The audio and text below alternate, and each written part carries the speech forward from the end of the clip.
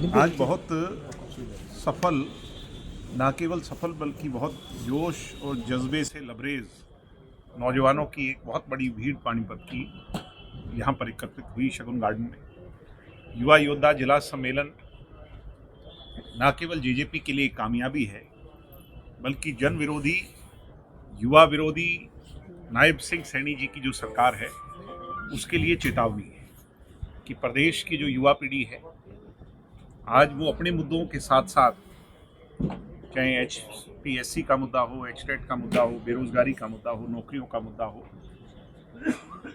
आज जो शिक्षा व्यवस्था की बदहाली है उसका मुद्दा हो, स्कूली शिक्षा की बदहाली है वो विषय हो, UGC का नया जो कानून आया है वो मुद्दा हो, हमारे बुजुर्गों की पेंशन काटी जा रही है पूरे प्रदेश में, बहुत बड़ा मुद्दा है, किसानों को समस्याएं आ रही हैं, जो हमारे लेबर क्लास है उनकी कॉपीज़ काटी जा रही हैं, गुलाबी पीले कार्ड काटे जा रहे हैं और फैमिली आईडी के नाम पर लोगों को ऐसा उलझा दिया गया है, कभी फैमिली इनकम के नाम पर उलझा दिया गया है। तो अनेकों ऐसे मुद्दे हैं जिनको लेकर के युवा योद्धाओं ने आज खड़े होकर के ये शपथ ली, प्रण लिया कि हम आने वाले समय में सरकार के सामने चुनौती बनेंगे, सरकार के सामने संघर्ष करेंगे, लड़ाई लड़ेंगे और सरकार की ईंट से ईंट बजा करके इनके हक और हुकूक की आवाज़ बुलंद कर करके उनको हक दिलाने का काम करेंगे। तो आज बहुत सफल कार्यक्रम रहा। मैं पूरी इकाई को तहे दिल से बधाई देता हूं और 13 मार्च के लिए डॉक्टर अजय सिंह चौटाला जी का जन्म दिवस अभी हम 31 तारीख को डिसाइड करेंगे कहाँ मनाएंगे। तो वो जो हमारा पूरे प्रदेश स्तरीय सम्मेलन होगा उसके लिए मैंने आज सबको अभी सर आपने UGC की बात करी, आप भी छात्र राजनीति से निकले हैं जी।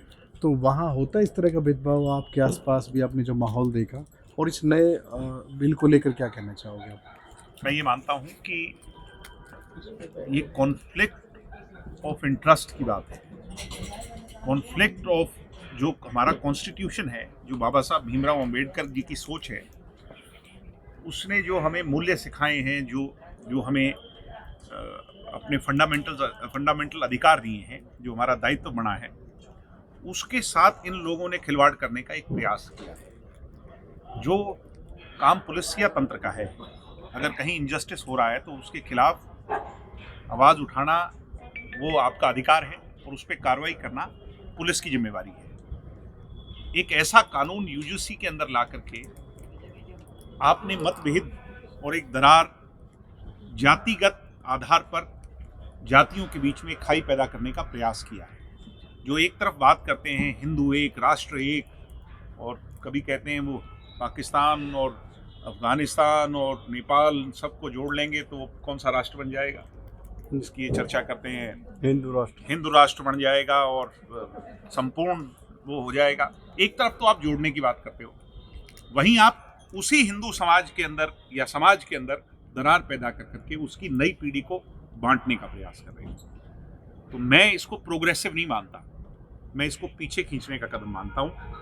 आज ये कॉलेजेस में, यूनिवर्सिटियों में लागू हुआ है, कल को ये स्कूली शिक्षा में लागू करेंगे। तो यानी एक तरफ देश को आगे बढ़ने की बजाय आप देश को पीछे खींच रहे हो।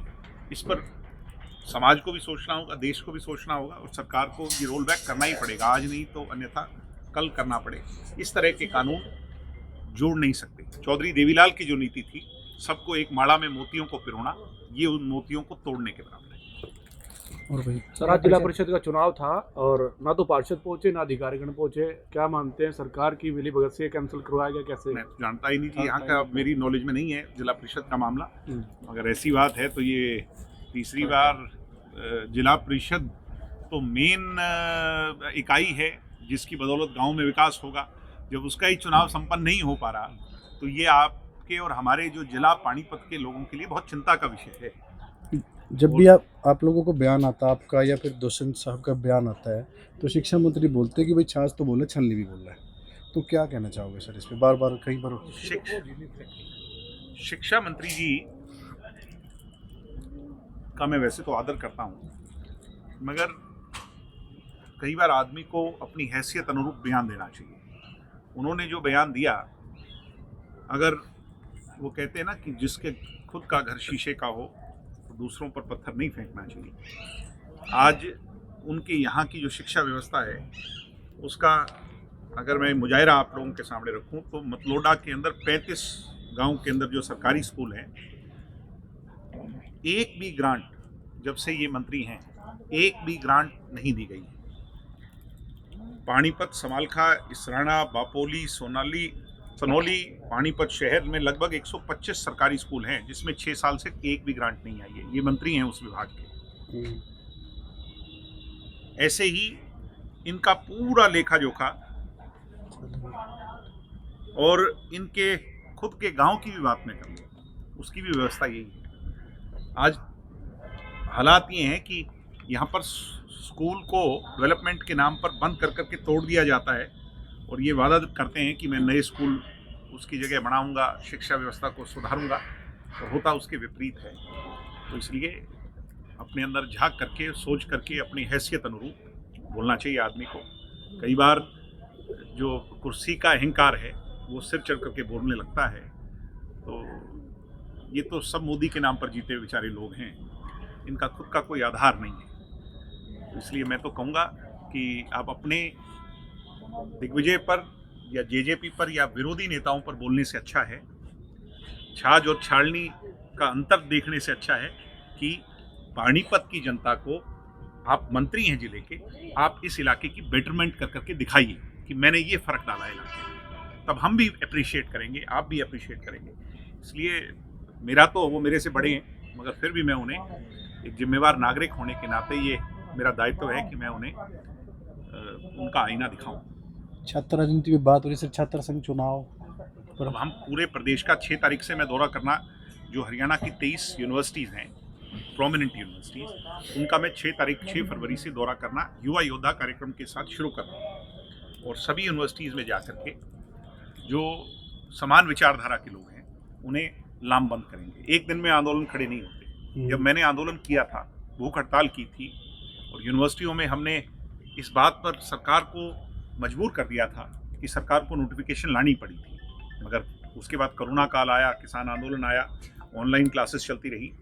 सरकार ने जो वादा 2018 में हम लोगों से जीजी गुरु जम्बेश्वर यूनिवर्सिटी हिसार में किया था, उसे नायब सिंह सैनी जी को लागू करना ही होगा। सरकार का खुद का वादा है। तो नायब सिंह सैनी जी से मुझे उम्मीद है कि इस साल छात्र संघ चुनाव या तो प्रत्यक्ष तौर पर बहाल कर दें, अन्यथा फिर हमें इन सब लोगों को लामबंद कर करके सड़कों पर फिर से संघर्ष करना पड़ेगा। हरियाणा और पंजाब के सीएम ने संयुक्त प्रेस वार्ता की थी, क्या लगता है अभी एसवाइल का मुद्दा हल होगा? क्या आपको लगता है? आप बताइए सर, क्योंकि बहुत पार्टियां इसमें वो कर चुकी हैं। क्या आपको उन पार्टियों से उम्मीद है जो राष्ट्रीय दल हैं, जिनके हित दोनों तरफ पर हैं, जिनके राजनीतिक स्वार्थ दोनों तरफ पर हैं, क्या वो कभी हरियाणा के हक की बात कर सकते हैं? क्या कांग्रेस पार्टी का नेतृत्व, केंद्रीय नेतृत्व इस बात पर कर सकता है? क्या बीजेपी का केंद्र नेतृत्व कर सकता है? जब वहाँ चुनाव आएगा तो वहाँ की बात करेंगे, जब हरियाणा में चुनाव आएगा तो हरियाणा की बात करेंगे। वो कभी हरियाणा का एसवाइल का हक, हरियाणा का पानी हरियाणा को नहीं दिलवा सकते। इसकी लड़ाई रीजनल पार्टीज ही लड़ सकती हैं। जननायक जनता पार्टी रीजनल हरियाणा का दल है और हरियाणा की ये एसवाइल की लड़ाई जेजेपी ही लड़ेगी। मैं आपको बड़े विश्वास से कह रहा हूँ। सर आखिरी सवाल है, यूजीसी पे अभी तक किसी का बयान नहीं आया, सिर्फ आपकी पार्टी का आया, क्यों बच रही है पार्टियां बयान देने पर? इसमें मैं क्या बता सकता हूँ कि वो तो वो बेहतर बता सकते हैं, मगर मेरा साफ फिर से कहना है कि 2 रास्ते हैं देश में। देश की युवा पीढ़ी को ये तय करना है। मैं कुछ नेताओं का बयान सुन रहा था जो इसकी वकालत कर रहे हैं। बांटना बहुत आसान है, मतभेद पैदा करना बहुत आसान है, खाई दरार पैदा करना बहुत आसान है, जोड़ना बहुत मुश्किल है। अगर हम आरक्षण की बात करते हैं और चीज़ों की बात करते हैं तो हम तो शुरू से इस बात की वकालत चौधरी देवीलाल जी ने अपनी राजनीति की उसकी भी परवाह नहीं की, बल्कि वो सदैव इस बात के पक्षधर थे, गरीब तो स्वर्ण जाति में भी हो सकता है। तो आरक्षण हो या इस तरह की बातें हो, गरीब को हक मिलना चाहिए, वो किसी भी जाति का हो। आज भी हम इस बात के जो है ना वो हैं, सपोर्टर्स हैं।